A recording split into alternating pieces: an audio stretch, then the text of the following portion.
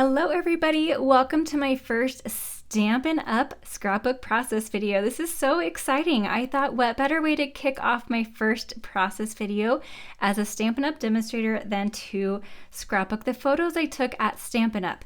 So I have 26 photos in front of me. I am going to fit these on one 2-page layout with an insert. There's going to be over 20, not all 26, because some of them I printed portrait and landscape orientation. I wasn't sure what I wanted, so we're going to decide that together. And then I have some photos also from close to my heart, because when we went to Stampin' Up, and I talked about this a little bit in my last video where I walked through and showed a lot of the products, well, all the products that I've gotten so far, including this paper collection, this Unbounded Beauty. It's so pretty and I'm so excited to play with it because it's just beautiful. So that's where all of these photos here are from Stampin' Up. And then Close to My Heart hosted like a last dinner for us at their facility. So I have some photos of Close to My Heart. And what I'm going to do with those is put those in the insert. Since it's kind of like a same trip but separate kind of thing. I printed them all at 3x4 and I have the 4x4 insert. Now these were from Close to My Heart. I'm not sure if these are still available. My Close to My Heart website is gone now, but you can still check out closetomyheart.com. They're selling direct for a couple more months. But I know that Stampin' Up is going to start carrying flip flaps eventually. I don't know about the Pocket Plus, so we'll have to see, but I will be adding some lots of flip flaps too to fit all of these photos. But since some of these are portrait and some of them are landscape, I thought, you know what, the 4x4 insert will be good, because then either way it's going to fit. And then I'll just decorate the extra little part. So I'll just put a little pattern paper here that coordinates with the rest of the double layout. And then that insert will coordinate with everything. So I'm gonna just set these aside because I'm gonna do that later. And then I have a sketch. Now this is from the Creative Design Team's 12x12 Sketchbook Volume 1. And I'm going to pretty much keep true to this. I liked this one because I can fit lots of photos and the orientations of the photos worked well with my photos. A couple changes I'm gonna make. Instead of a 5x7 photo, I'm gonna have two 4x6s. So because it's 6 instead of 5 across, there's gonna be a little bit less space, but it looks like I have that space. And then it's gonna come down a little bit further. So I'm gonna have to adjust this little, embellishment cluster.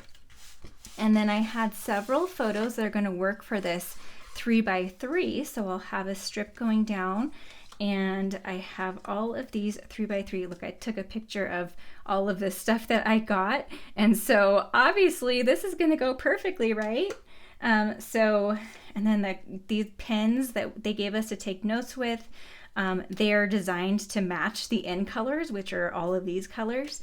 So that's going to work really well. This matches too, although it's a little bit too hot pink. So I might layer that on top of there. I don't have any red anywhere else, so I'll probably layer this in a flip flap as well.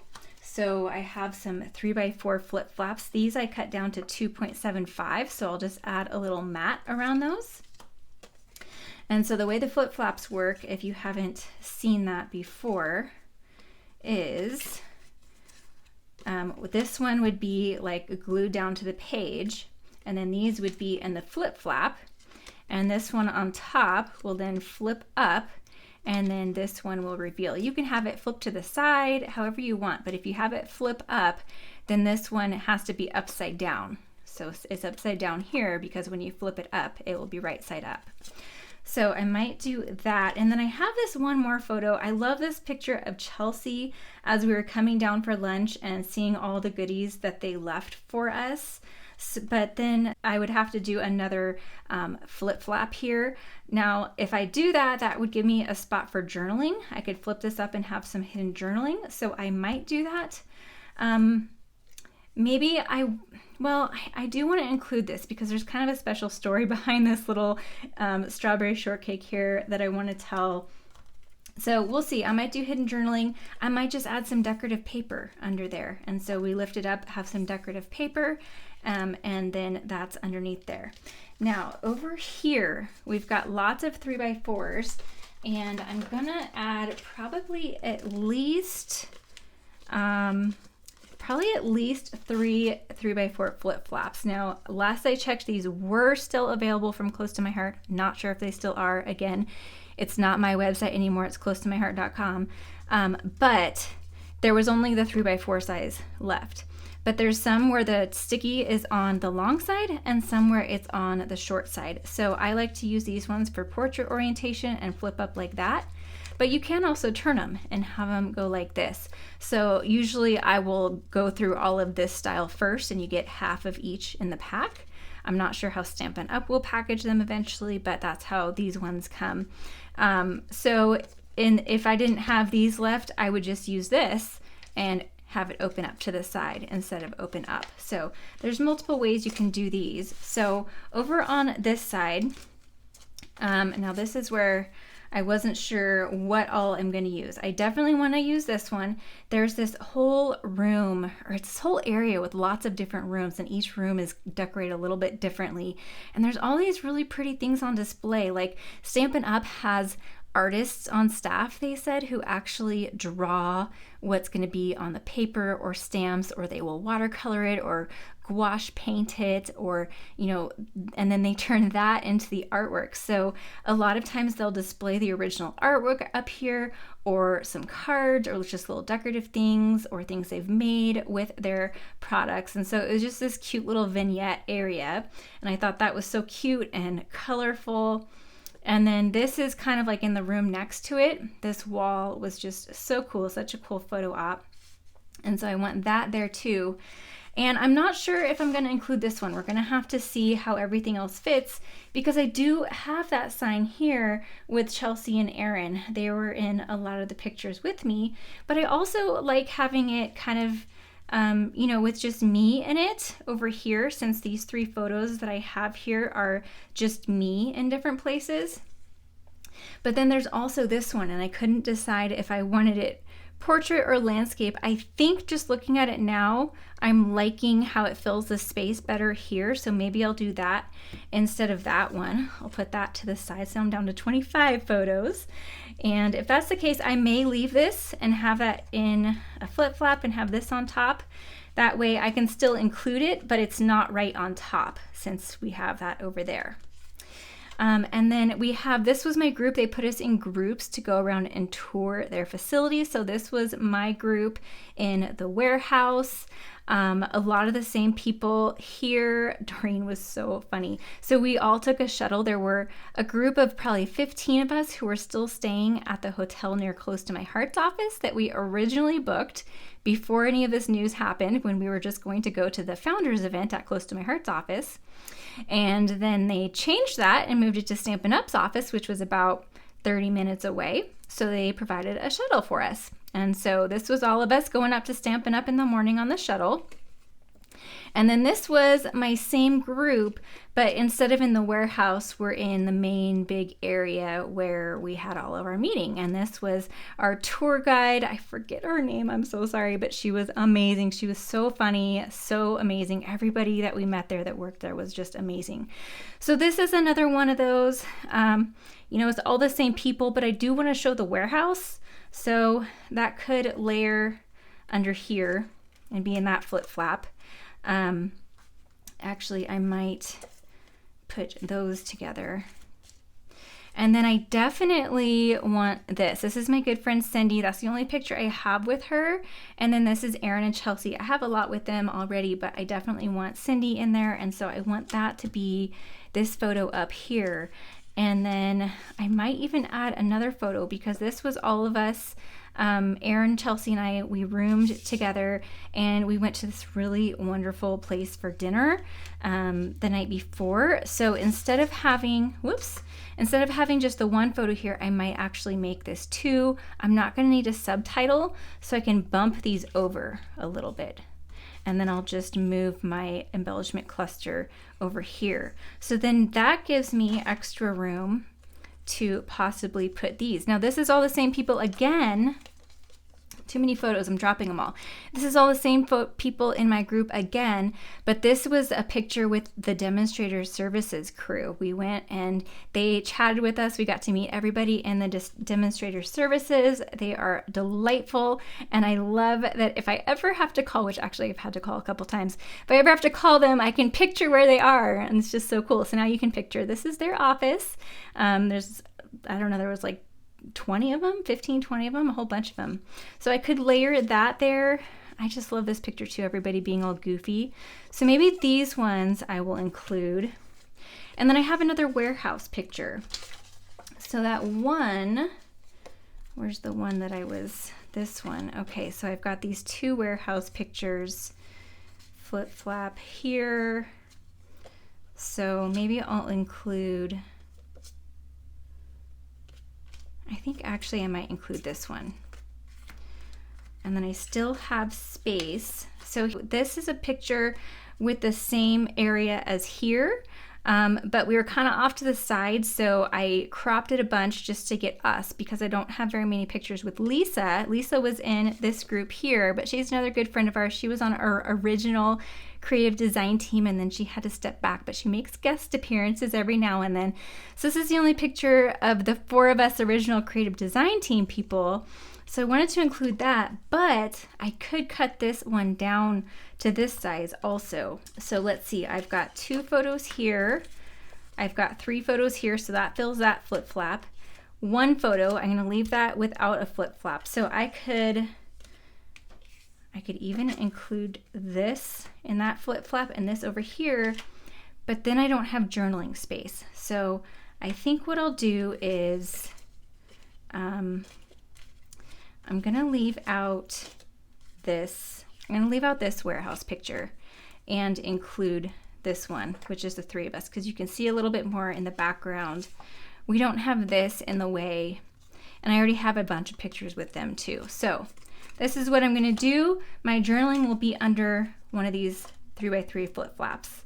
And then I might add like a little bit of like a line or 2 under the photos to kind of explain. I might even use like an archival pen and write on here, because this was, they had strawberry shortcakes for dessert, but I'm gluten-free and so is Erin. And so they were so kind to go back and specially prepare one without the shortcake part. It was just this homemade, amazing whipped cream with all of the berries. Oh my gosh, it was so good. And that was so sweet of them to do that special for us. So I just want to talk about that. So yeah, I think that is how it's going to turn out. We'll have 1, 2, 3, 4 flip flaps.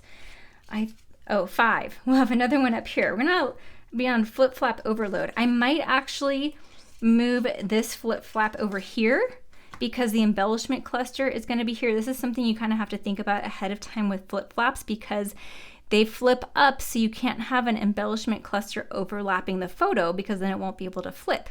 So I'm going to put the flip flap over here so we have room to overlap our embellishment cluster, especially since I have room to overlap on this picture right here. This is also not going to be a flip flap, so we'll have room to add a little cluster here. Now I do have more room on this one, but since I'm pointing this way, I don't want that on that side of the page. I do have some room here, so that will still work out okay. And then we'll still have a little space here for that embellishment cluster. All right, so let's clear this up and choose our paper. Okay, so I have already selected my papers and glued the background down. I wanted to walk you through that just a little bit.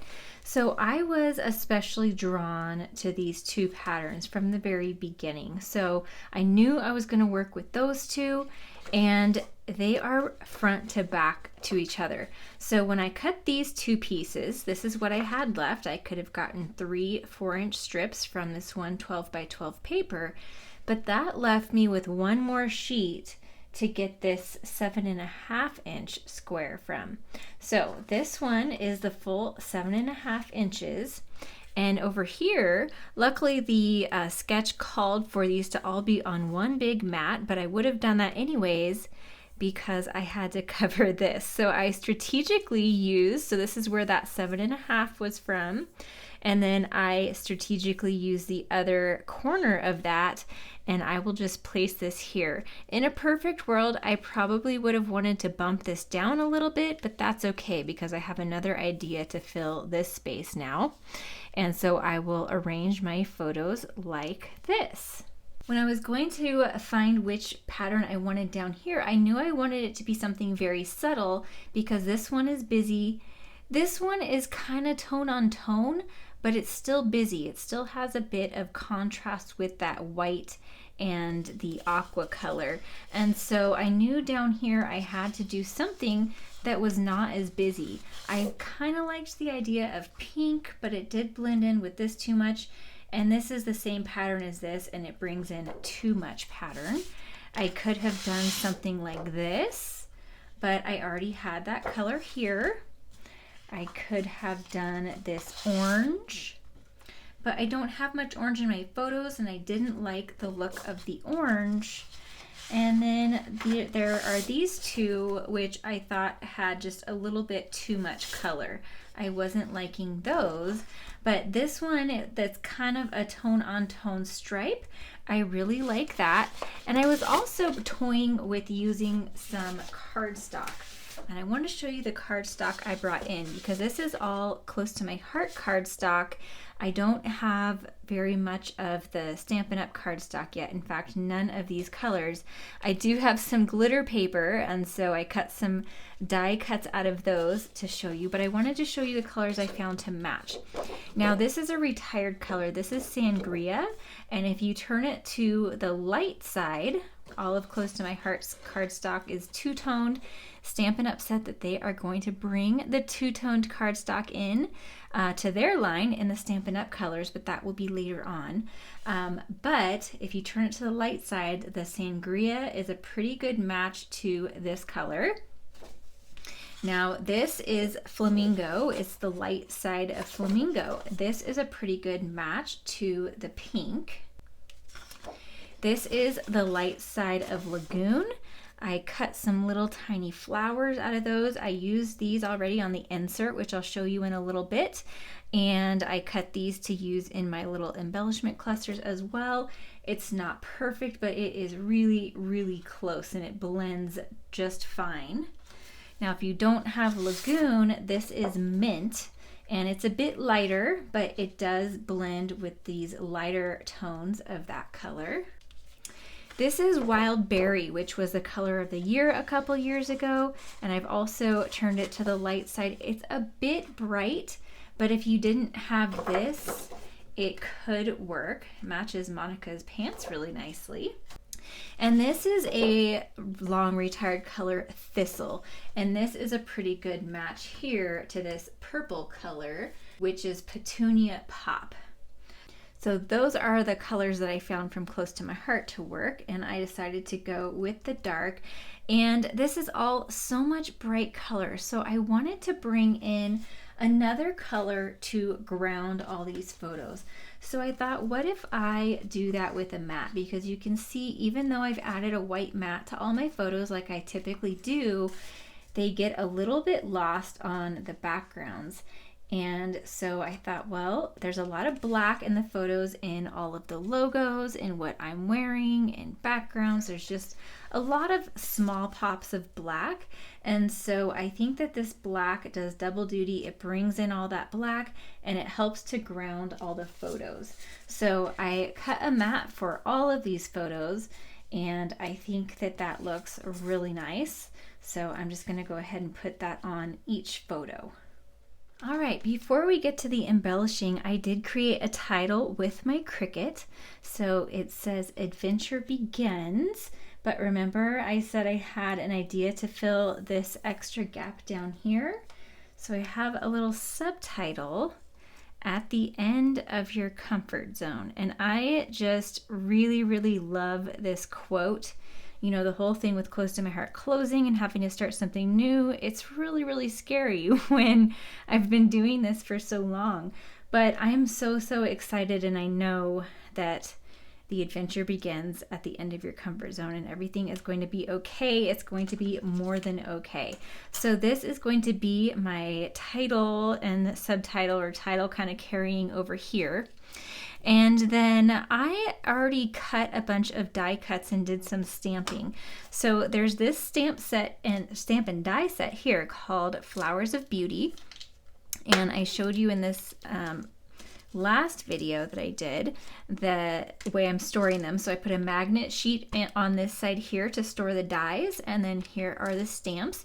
And just like Close to My Heart stamps, if you stamp in anything with red in it, it's gonna stain. So I feel like this stains maybe a little bit more than Close to My Heart stamps did. Maybe not, I don't know.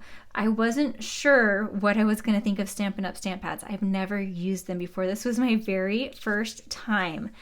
But they were really, really nice. So I used, oh, and by the way, here's the dots I couldn't find in my last video. I think I'm gonna add some to this layout. So I used Pretty in Pink and Petunia Pop. So I stamped, this is the outline, and then this fills in. So I stamped them both, and then I used the coordinating die to cut them out. Now, to open Stampin' Up stamp pads, they are different than Close to My Hearts were, although we've been told that they are going to go to the magnetic Close to My Heart cases. So you just pop this up here, and then you're going to slide it. And I heard Brandy Cox say that if you take some Vaseline on a Q-tip and kind of run it along this track or over here, that it helps to slide a little bit better. I have not done that. I haven't had a problem yet, but I know some of them can be a little trickier to use. So that's how the stamp pads work, and it's a little bit different foam. Instead of felt, it's more foamy. But it stamps really nice. As you can see, I got a good impression the first time using them. And so I stamped those, and then I stamped some extra ones too. I stamped a few onto some colored cardstock. I have this Bright and Beautiful 6x6 DSP, and so I did stamp a few on that, and I liked the look of it with the pink inside better, so I went with this. And then actually one of these, it's this one is actually stamped on a really light area of the DSP, so it's a little bit different, but you can't tell really too much. So that was the stamping, and then their die sets have dies that coordinate with the stamps, and then there's additional standalone dies. So I die cut this one, and I die cut this one to be little sprigs for my embellishment clusters, and then I cut some of these little flowers too, and I like that they have a whole bunch of these on one long die, because then you can cut a whole bunch at one pass through your die cut machine. So I did that in 4 different colors. I've got the glitter paper.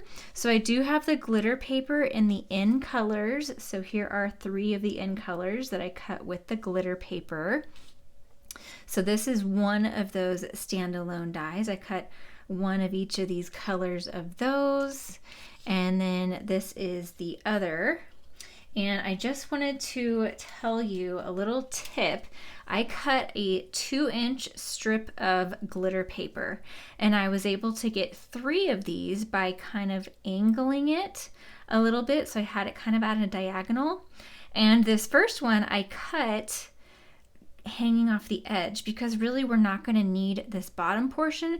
It's going to be tucked under our cluster. So I cut off the bottom of one, and then I was still able to get 2. So I could get 3 pieces from one 2-inch by 12-inch strip of glitter paper. Help you get a little bit more from your glitter paper. And I did the same thing with this one. And you know, it'll look great. So I did 3 of each of those, so I could have 1 of each color in each of my clusters. So let's look back at my sketch. We are supposed to have, so I moved my title up here because I had the space in my photo to put that there. And then we're supposed to have an embellishment cluster down here. I might move that here because we have the space. So I did glue these photos down, but I used a tape that's a little removable, so I can just lift it up a little bit if I want, and maybe have a little cluster here. And then I might do a little bit bigger cluster up here. See what I mean? We're gonna have a lot of that hidden. So that will be cute. We'll use another blue one over here. So I'm thinking I'll have a blue and a green sprig in each cluster. And then my title takes up quite a bit of the space down here. We're supposed to have another cluster down here. So this will be another smaller one. But we have a little room here in the photo to overlap. So I'm thinking we might do that. I'll have one of each of these probably in the clusters. I'll move this up here. And I'll play with this a little bit more. But the other thing I wanted to look at is these die cuts here. These are the floral ephemera die cuts that are new, to see if any of these would work, because some of them have the end colors. You get 2 sheets. There's 4 different sheets, and you get 2 of each. So this one actually is the same flower but bigger of that. I'm not sure I want to have that again.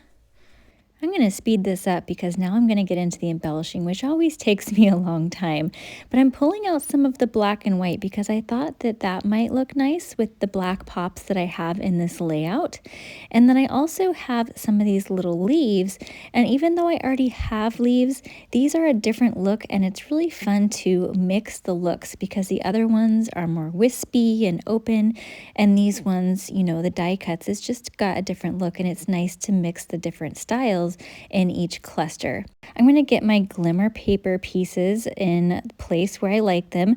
I kept calling them glitter paper, but Stampin' Up! Actually calls them glimmer paper. And then I realized that that black and white die cut was just too big. I don't have a lot of space for these clusters because my layout is so photo heavy, which I really love, but I'm going to have to make these clusters pretty small. So each one has 2 glimmer paper sprigs, the blue or the kind of aqua color and the green color, and then 1 leaf die cut. I really like how that mixes in, and then 1 stamped image, and it's just really simple. And then all these little tiny flowers that were part of the die set, I'm layering them on top of each other as just kind of like a little scatter element on the page. Speaking of scatter elements, here are those in color dots. These look like they're going to be kind of like puffy stickers, but they're not. They are hard. It looks almost like those, remember those Dots candies that come on the paper and you peel them off and you still have the paper stuck to them? And oh my gosh, I loved those as a kid, even the paper and all. That's kind of what these remind me of. But I'm just using the light pink color. I think it's pretty in pink. I'm still getting used to all these Stampin' Up! Colors, so I apologize. I haven't been using all of the correct color names. I have to look at them each time. But here is a close-up of how that turned out. I did a few of those little dots in each cluster, and then I'm going to show you the little insert that I made and also how to apply the flip-flaps to your pages. So here is my little insert, and I decorated it to match all of the paper. There are these little memories and more cards. They're kind of like what Close to My Heart had, the Picture My Life cards. They're basically just pocket cards, and they coordinate with the paper. Not every suite has these cards, but this one does, and a couple of other ones do, and so it was nice to be able to pull those in. And now I'm going to add the flip-flaps. So I have lots of flip-flaps here. I'm going to show you a couple of them, and then I'll show you how they all work once they're all on. So here's one of the 3x3 ones. I put the 2.75-inch photos on top of a 3-inch photo mat and then inserted them into the flip-flap. And then the back of this one has the spot for me to do my journaling later.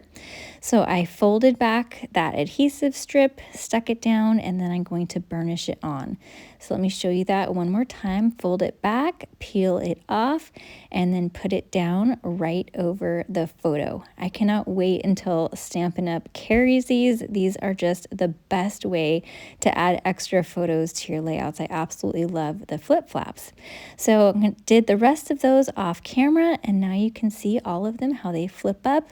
And I ended up doing this one so that one of them flips out, because since they were right next to each other, they kind of overlap because they're bigger than a 3x4.